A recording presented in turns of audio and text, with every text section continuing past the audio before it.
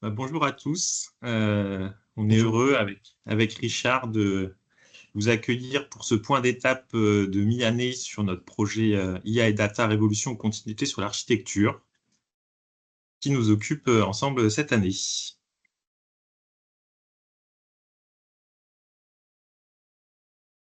Alors, ce qu'on a constaté au Club Urbas, c'est qu'il y a un décloisonnement des données. On veut partager les données partout, ouvrir nos SI.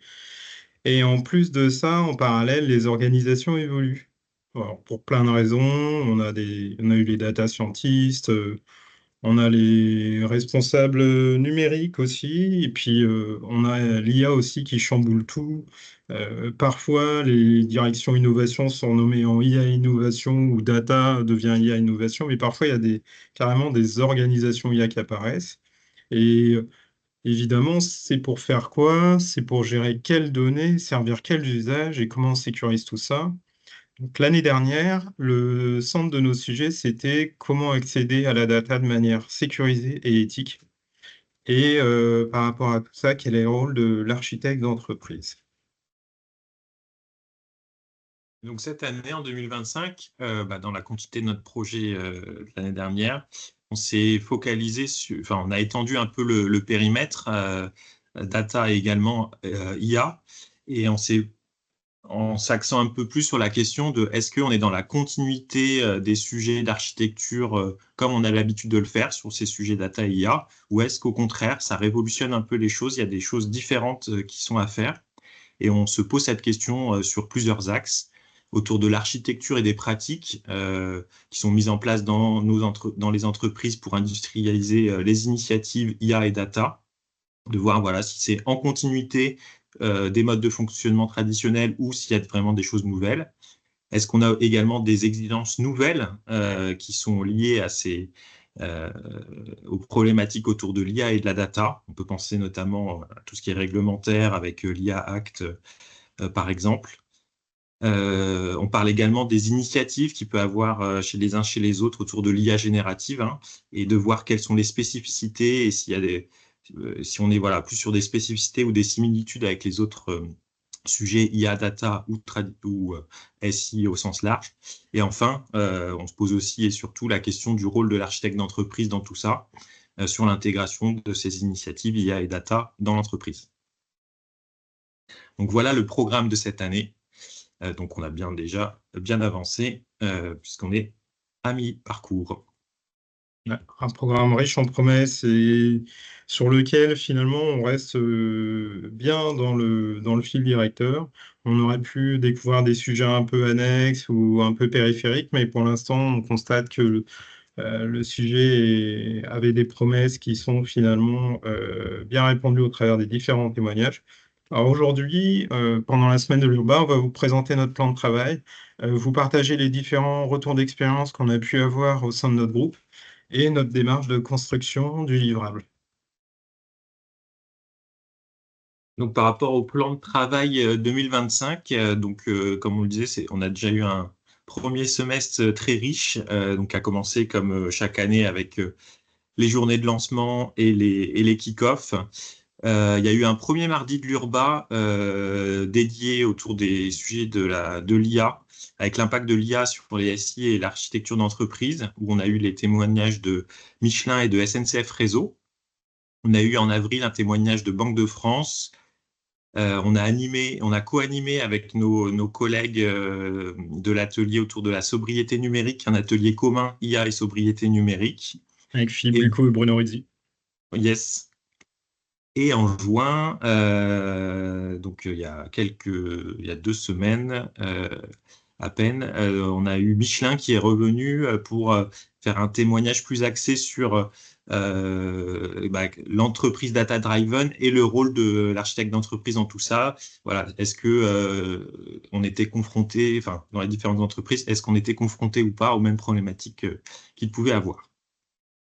Donc, on est à mi-parcours, mi-juin, et donc on a encore des témoignages qui sont prévus à la rentrée, après la pause estivale. Donc, on est déjà en contact avec certains d'entre vous pour organiser ces témoignages, mais si vous avez des éléments à partager au groupe, surtout n'hésitez pas, c'est vraiment ça qui fait la richesse de ces groupes de travail, de pouvoir échanger sur ce qui est fait chez les uns et les autres et de pouvoir voilà, se poser les questions les uns les autres, apprendre ensemble et voir les problématiques, si vos problématiques sont les mêmes qui se retrouvent parmi les autres membres du club. Voilà.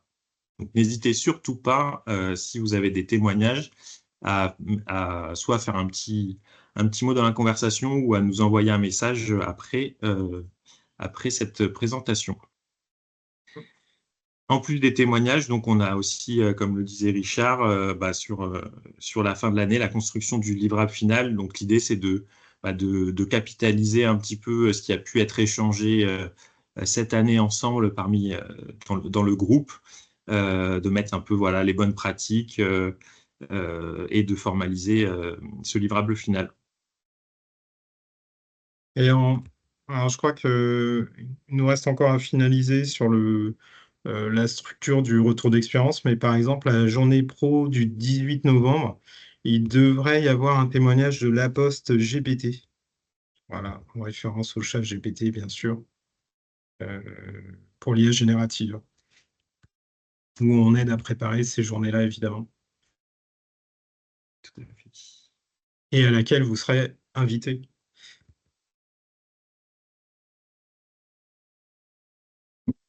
Alors sur ces slides, vous voyez les témoignages. On a mis Michelin un peu à l'honneur cette année. C'est pas forcément prévu hein, chaque année. C'est plus ou moins varié. Là, on a eu entre SNCF Réseau, Banque de France et Michelin 3 retours d'expérience très différents. On en prépare un pour septembre qui serait également avec un témoignage d'un partenaire encore différent. Mais on a eu quand même Michelin qui est venu sur des témoignages différents, d'abord en journée professionnelle, puis dans notre groupe de travail. Ils ont parlé de leur démarche data mesh, de leur data platform, la démarche d'architecte d'entreprise. Et d'ailleurs, les témoins étaient, il y a François qui est venu 2 fois, qui est leur, bon, je sais pas, ils ont une formule assez rigolote, senior fellow, un truc comme ça, sur l'IA, c'est un peu le mentor de l'IA chez Michelin qui est venu 2 fois. Mais les 2 fois, il était accompagné de témoignages différents et de personnes différentes. Donc c'était très intéressant. On les a mis un peu à l'honneur avec un gros bonhomme Michelin sur la droite.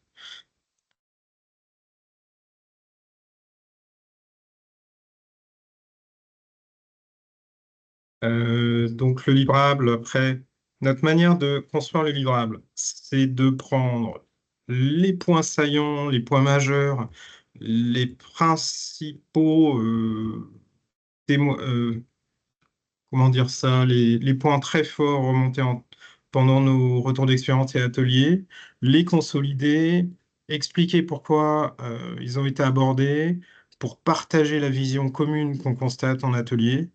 On regarde aussi la presse, l'actualité, les bonnes pratiques qu'on peut voir, nous, dans des sources qu'on va citer dans le livrable. Par exemple, sur la co-construction de l'atelier avec nos partenaires Bruno Rizzi et Philippe Bucco sur la sobriété numérique. Sur cet atelier-là, il y avait des sources du Gartner qui étaient utilisées. Et ça nous crée un livrable en slide qu'on partage avec tout le groupe pour avoir d'éventuelles remarques autour et consolider une version finale publiée sur le site du Club Urbain.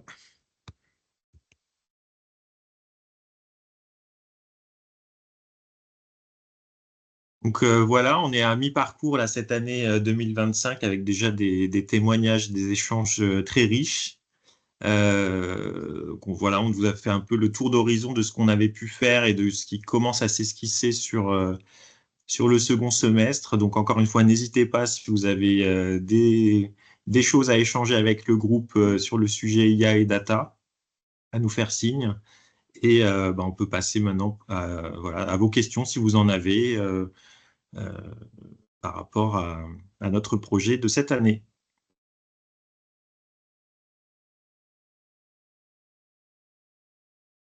Pour ceux qui n'étaient pas là, est-ce que vous regrettez pas trop de ne pas être avec nous? Il n'est pas trop tard pour les derniers échanges, si vous voulez.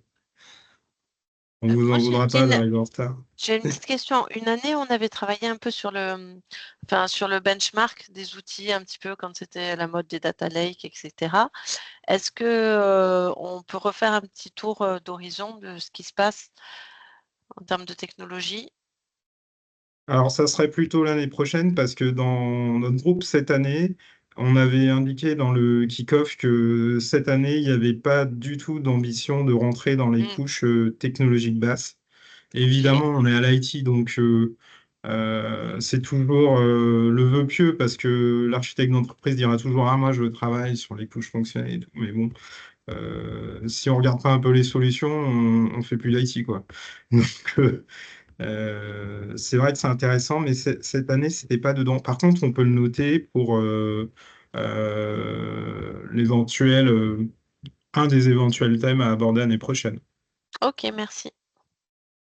N'hésitez pas lors de la journée pro de la fin d'année, on fait des petits ateliers en groupe pour construire les thèmes de l'année d'après. Et c'est là où c'est très important de remettre les Ouais. thèmes. Mm, mm.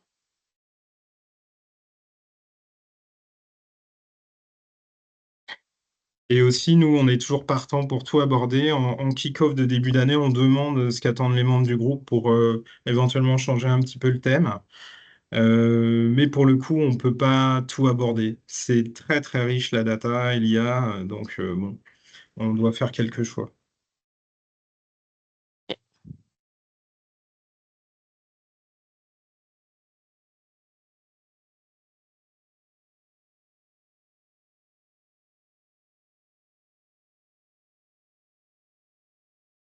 Alors, n'hésitez pas à prendre la parole.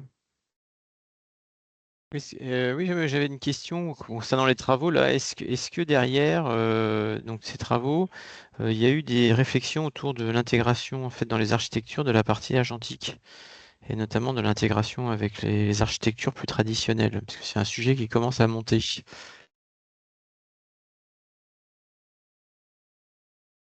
Enfin, on n'a pas abordé pour l'instant dans les premiers témoignages vraiment cet axe des agents IA et comment ça s'intègre. Par contre, enfin, ça peut être un des sujets. Enfin, je ne sais pas si vous avez déjà un peu des premières expériences ou des premières réflexions autour de ça. Ça peut être un des thèmes qu'on peut mettre à la rentrée en septembre-octobre. Si... L'IA agentique, c'est un truc qu'on a vu venir très très fort. On en a parlé même avant le lancement de cette année. On en entend un peu parler en sous-plan dans les témoignages parce que finalement, tout le monde sait ce que c'est. L'idée l'idée absolue, c'est de remplacer une personne par une IA qui fait le travail d'un agent. On lui donne accès à des bases de données, des grands espaces de données. On lui dit ce qu'on veut et puis il se débrouille. Il accède aux données, il va peut-être faire des algorithmes différents de ce qu'on faisait avant. Il va accélérer les process et puis il travaille tout seul. C'est génial, sauf qu'aujourd'hui, il y a une dimension risque assez forte. Elle peut se tromper, l'IA, comme un humain, vu qu'on lui donne les mêmes objectifs, les mêmes accès. Il y a une volonté de contrôler. Et aujourd'hui, finalement, ce qu'on a vu, c'est des IA qui sont bien cadrées dans ce qu'on a vu et qui n'ont pas autant de liberté.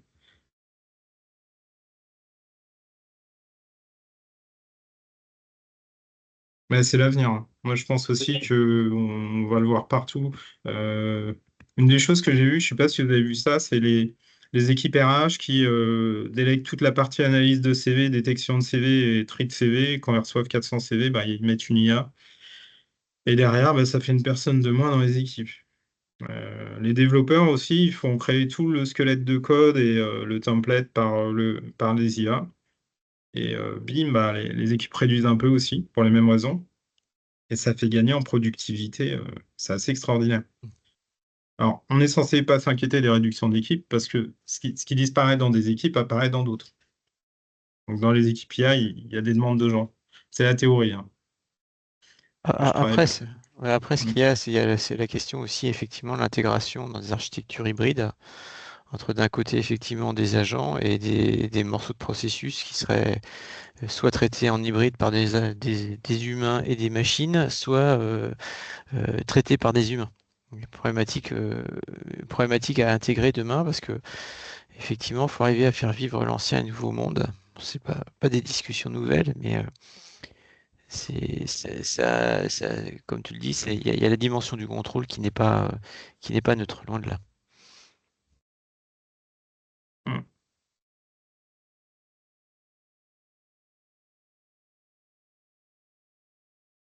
Ah, il y a l'exemple évident, on s'est trompé dans votre paye, vous faites une réclamation et puis on vous dit que non, vous n'avez pas droit. Que vous avez reçu que la moitié.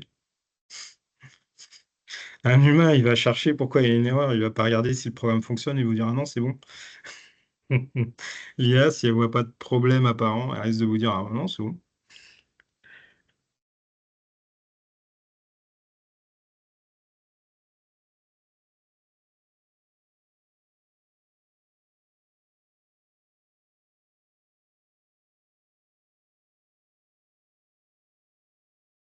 Bon, après, je sais pas si vous avez vu, j'ai remarqué la semaine dernière que Amazon avait lancé des cours gratuits sur l'IA, sans paiement, avec Amazon Bedrock, l'IA pour les décideurs, Code Whisperer, l'IA générative, Transcribe mise en route, l'ingénierie des prompts, les modèles de langage et le low-code automatique. Je vous le partage dans le prompt. J'ai pas eu le temps de la regarder, ça fait 2 semaines que c'est dans mes petits papiers où je me dis que ça peut être rigolo. Je sais pas si tu as eu le temps, toi, Julien. Tu as vu ces trucs-là? Non, j'ai pas eu le temps de regarder non plus. Le problème, c'est que moi, il me faudra une IA C'est ça. pour me raconter ça. Alors, du coup, comme on n'a pas regardé on va pas vous assurer que c'est génial, hein, mais ça a l'air quand même intéressant. Après, il y a un autre sujet aussi autour de l'IA, c'est les problématiques en fait de cartographie, de maîtrise en fait des outils, notamment des modèles qui sont sous-jacents et de leur positionnement, et de pouvoir identifier les risques potentiels de fuite de données qui sont liés par exemple à des architectures hybrides avec du SaaS et tout ça, où on aurait des outils type chatbot, callbot qui sont installés chez des agents non européens. C'est un sujet qui prend un tour particulier aujourd'hui où on parle beaucoup de souveraineté numérique.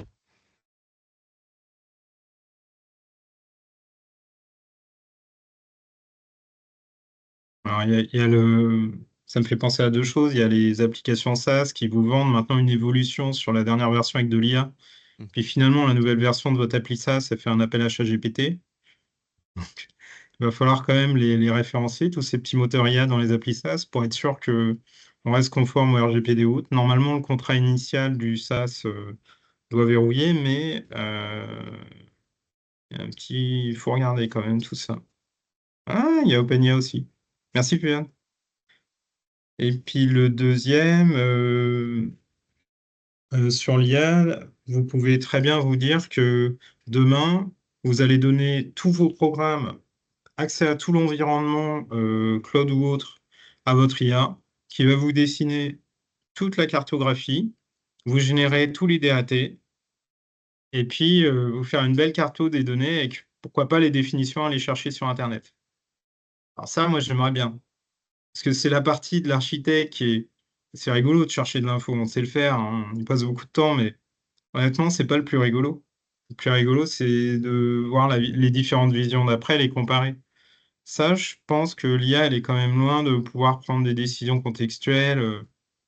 Il viendra peut-être un jour, mais j'aimerais bien que tout le travail de référencement de référentiel soit prêt automatiquement.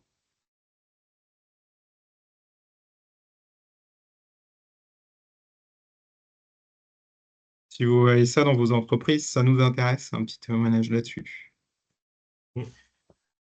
Il y a des offres des éditeurs et des sociétés de conseil justement pour rétro-documenter les architectures et globalement soutenir les activités d'architecture autour de ça.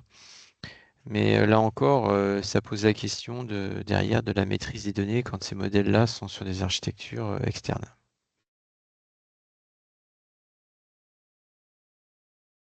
Y compris quand on a par exemple toutes les informations de bas niveau, genre la description de l'infrastructure réseau, des dispositifs de sécurité et tout ça. Parce que c'est pas la même problématique que lorsqu'on a mis nos applications sur le cloud. Au début, il y en a beaucoup qui disaient, oula, moi je mets pas mes applis dehors. Aujourd'hui, qui se pose encore la question? La question, c'est je les mets dehors, quelles données je sécurise au milieu de tout ça? Et le reste, bah, finalement, c'est plus sécurisé que lorsque je l'avais dans mon data center. Il y en a qui le disent.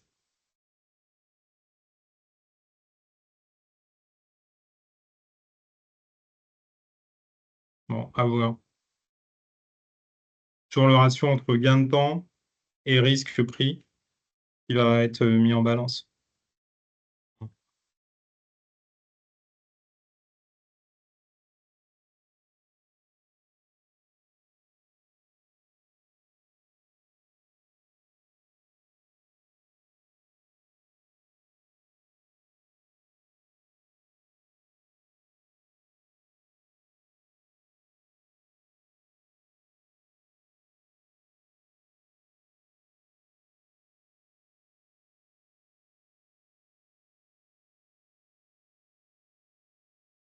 Bon, il est trop tôt? Oui, est-ce qu'il y a d'autres personnes qui veulent échanger des questions ou faire un retour autour de la thématique? Sinon, en effet,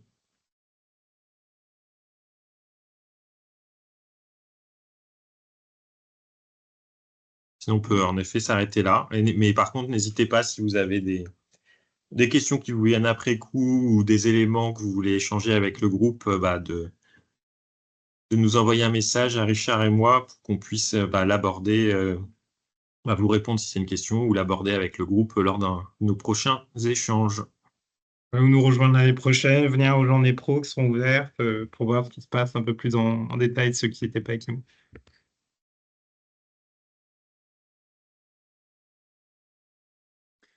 Oui, bonjour. Je vous ai mis dans la discussion quelques sujets qu'on a sur l'IA Ah, super. en termes de standardisation. Donc, vous avez dans le lot ce que je vois, moi, enfin, ce qu'on voit dans l'équipe, c'est donc la standardisation des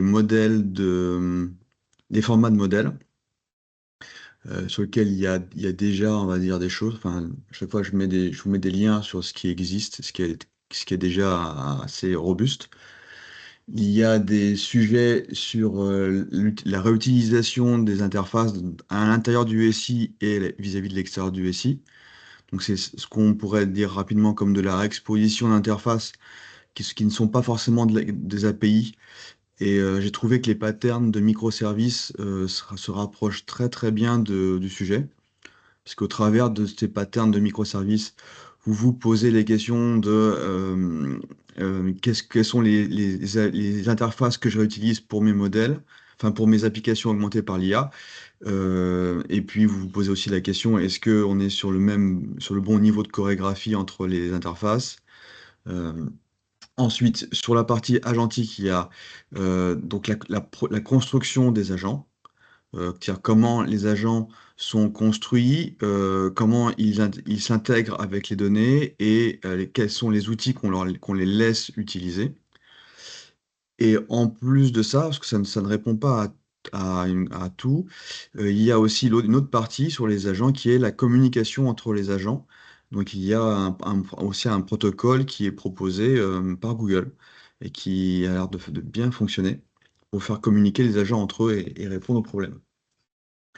Euh, en- et alors enfin, donc il y a tout ce qui est benchmark de modèles, donc la gestion du cycle de vie des modèles, prenant en compte les dimensions Green IT, prenant en compte les dimensions de performance et d'efficacité. Les modèles que nous choisissons dans nos projets, on les garde parce on est parti dessus et il n'y a pas le choix. Mais les éditeurs font des évolutions en permanence sur les modèles et en plus ces évolutions s'accélèrent. Je pense notamment aux périodes, par exemple, sur Llama, les temps sont de plus en plus courts entre les différentes versions. Donc il y a vraiment une gestion des versions, de la veille des benchmarks. Et il y a en particulier des sujets sur les modèles qui nous permettent de préparer les données, donc notamment dans les architectures RAG, donc tout ce qui est embeddings, et la version graph de ces modèles d'embeddings, donc les graphes de connaissances. Voilà, ces modèles doivent aussi évoluer en particulier, d'autant que dans beaucoup d'entreprises, comment dire, on ne sommes pas des éditeurs logiciels et comment dire, fine-tuner, donc optimiser des modèles implique des compétences que nous n'avons pas forcément. Nous ne voulons pas forcément faire l'informatique jusqu'au bout. Et donc, travailler sur les modèles d'embedding et les modèles de graphes de connaissances sont beaucoup plus faciles à effectuer et nous obtenons des gains de performance avec cela. Donc ça, c'est sur l'architecture. Après, il y a aussi d'autres choses qui arrivent sur la sécurité et qui sont très urgents de regarder parce que, premièrement, on a un article dans l'IA Act qui nous l'impose. Et deuxièmement, il y a d'anciennes méthodes comment dire, d'analyse de failles de sécurité qui étaient un petit peu délaissées et qui reviennent, qui reviennent un petit peu en force sur le sujet dans le cadre de l'application et de l'analyse des applications augmentées, notamment avec le red teaming et d'autres. Il y a d'autres méthodes que je ne maîtrise pas bien et que je ne connais pas toutes. Voilà ce que je peux vous donner comme élément. Alors, il y a des patterns qui existent aussi sur l'IA. J'en ai vu peut-être 5 ou 6 qui paraissent bien robustes. D'autres existent sur la partie logicielle et qu'il faut aussi prendre en compte parce que c'est intéressant. Il y a une très très rapide industrialisation des applications avec de l'IA. Et voilà, on reste toujours sur de la R&D en 2025, mais ça va assez vite. Voilà ce que je peux vous partager. C'est intéressant, je pense. Ça te va si on te recontacte en plus pour voir si tu seras en capacité de nous faire un petit témoignage après l'été? Malheureusement, je n'ai pas beaucoup de temps pour ce Pas de genre de dispo. choses. Ouais, c'est pas évident. Mais voilà. Et au début, je me disais que je pouvais enfin, enrôler des personnes, des équipes projets mais eux aussi sont occupés. Voilà, je peux pas dire au plus. Alors, nous, on est toujours preneurs de témoignages, mais effectivement, le but du club, c'est certainement pas de rajouter une charge de travail Ben oui, c'est pour ça. à ses membres, hein. On le rappelle de temps en temps.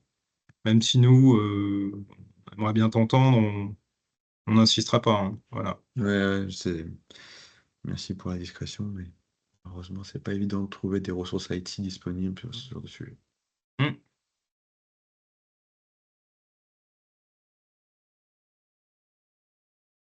Toujours la difficulté de passer le message à son management que pour être plus productif et plus efficace, plus intéressant, forcément, on a besoin d'un peu de temps pour échanger avec nos pairs, quoi. Et lire un peu, voilà. C'est pas toujours évident. C'est facile à dire, je sais bien.